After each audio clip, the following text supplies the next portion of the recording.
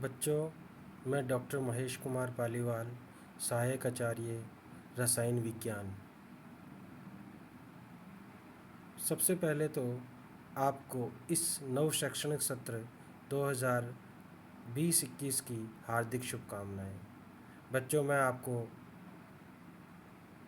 भौतिक विज्ञान पढ़ाऊंगा और भौतिक विज्ञान का जो पहला अध्याय है वह है ऊष्मागतिकी प्रथम।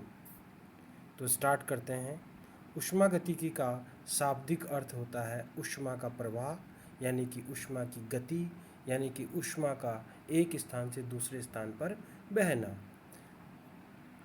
परिभाषा के रूप में देखें तो ऊष्मागतिकी विज्ञान की वह शाखा है जिसमें किसी भौतिक या रासायनिक परिवर्तन के दौरान हुए ऊष्मीय ऊर्जा तथा ऊर्जा के अन्य रूपों के मध्य जो संबंध होता है उसका अध्ययन किया जाता है, वह ऊष्मागतिकी कहलाती है।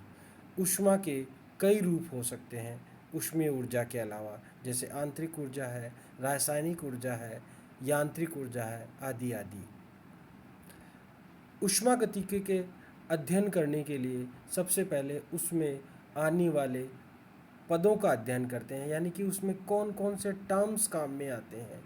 तो ऊष्मागतिकी में जो पद काम में आते हैं J.A. भट्टी के अनुसार ये निम्न है। पहला है तंत्र या निकाय अर्थात सिस्टम।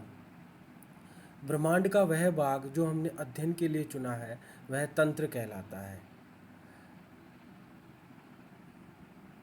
जैसे एक उदाहरण के रूप में हम बात करते हैं, जैसे हमने एक कप ऑफ टी ले रखा है, चाय का कप ले रखा है, तो जो अंदर चाय है वह तंत्र है। और इसके अलावा मतलब और एक बीकर है, उस बीकर में जो अब हम अभिक्रिया करवा रहे हैं वह तंत्र है। उसके अलावा सारा का सारा जो अन्य भाग है वो अन्य नामों से जाना जाता है। तो ब्रह्मांड का वह भाग जो हमने अध्ययन के लिए चुना है उसे तंत्र कहते हैं। दूसरा पद आता है परिपार्श्विक, यानी कि सराउंडिंग। तंत्र के अतिरिक्त ब्रह्मांड का सारा जो बचा भाग है वह परिपार्श्विक कहलाता है। यानी कि बीकर में अगर अभिक्रिया है तो बीकर के जो उसमें अभिक्रिया हो रही है उसके अलावा सारा भाग जो है वो परिपार्श्विक कहलाएगा। तंत्र और परिपार्श्विक को बांटने वाला एक भाग होता है, उसे परिसीमा कहते हैं, बाउंड्री कहते हैं। यानी कि तंत्र व पारिपार्श्विक को पृथक करने वाली जो सीमा होती है वह परिसीमा कहलाती है।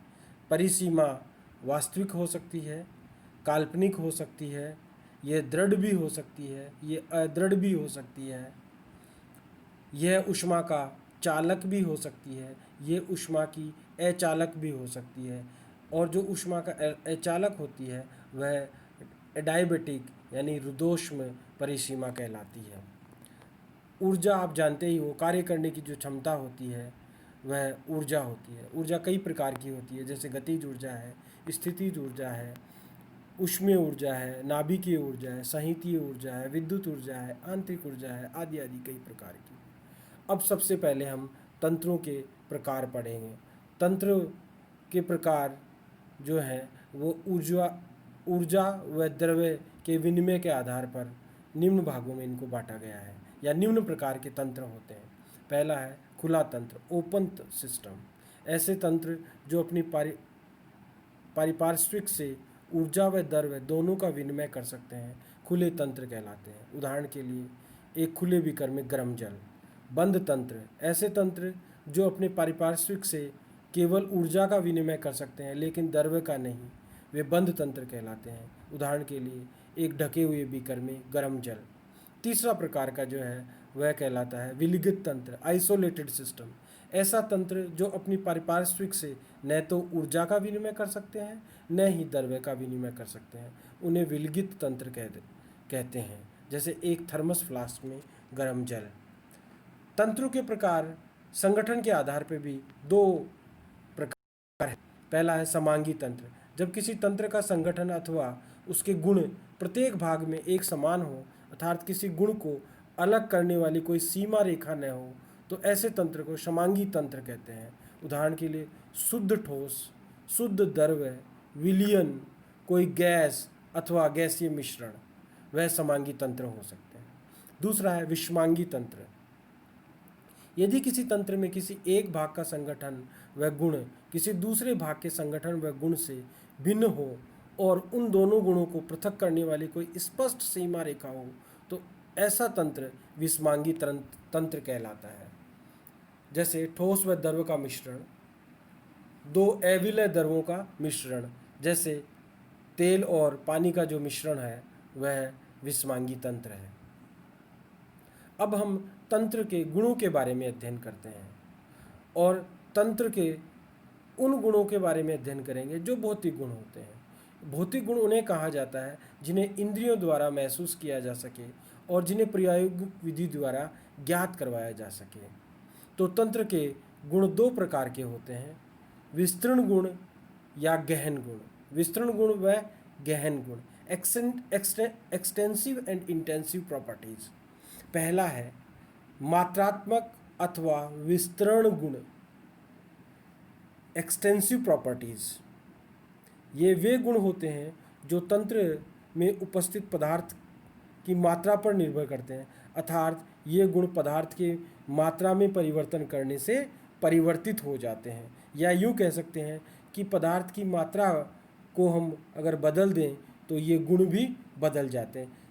जैसा कि नाम से ही लग रहा है, मात्रात्मक गुण यानी मात्रा पर निर्भर करते हैं। उदाहरण के लिए जैसे संहति, मास, आयतन, ऊष्माधारिता, आंतरिक ऊर्जा, एंट्रोपी, गिब्स मुक्त ऊर्जा इत्यादि इत्यादि।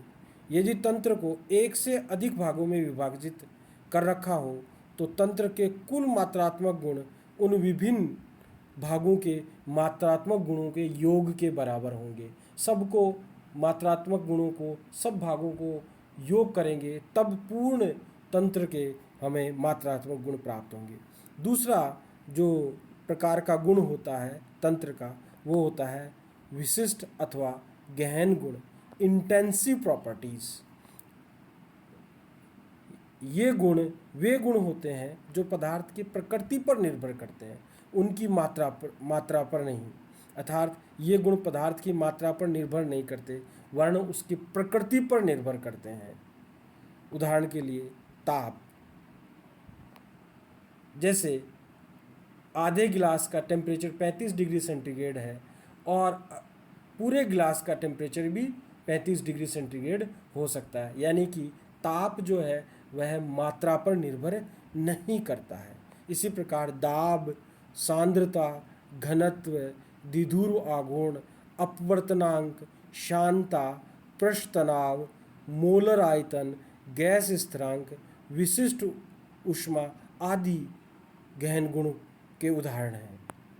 मात्रात्मक गुणों को हम विशिष्ट गुणों में भी परिवर्तित कर सकते हैं। किसी पदार्थ की मात्रा को इकाई मात्रा में लेने पर मात्रात्मक गुण विशिष्ट गुण बन जाते हैं। जैसे किसी एक पदार्थ का जो गुण होगा, 1 ग्राम का जो गुण होगा वह मात्रात्मक भी होगा और वह विशिष्ट गुण होगा। इकाई लेने पर हमेशा मात्रात्मक गुण जो है वो विशिष्ट गुण ही कहलाते हैं। दो मात्रात्मक गुणों का अनुपात हमेशा विशिष्ट गुण होता है। उदाहरण के लिए द्रव्यमान जो कि एक मात्रात्मक गुण है और आयतन जो कि एक मात्रात्मक गुण है। द्रव्यमान को आयतन से भाग देने पर हमें हमेशा घनत्व प्राप्त होता है। जैसा आप जानते हो mass by volume is equal to density, और डेंसिटी हमेशा इंटेंसिव गुण होता है। इसी प्रकार आयतन और द्रव्यमान का जो अनुपात होता है वह विशिष्ट आयतन कहलाता है और वह भी एक विशिष्ट गुण है।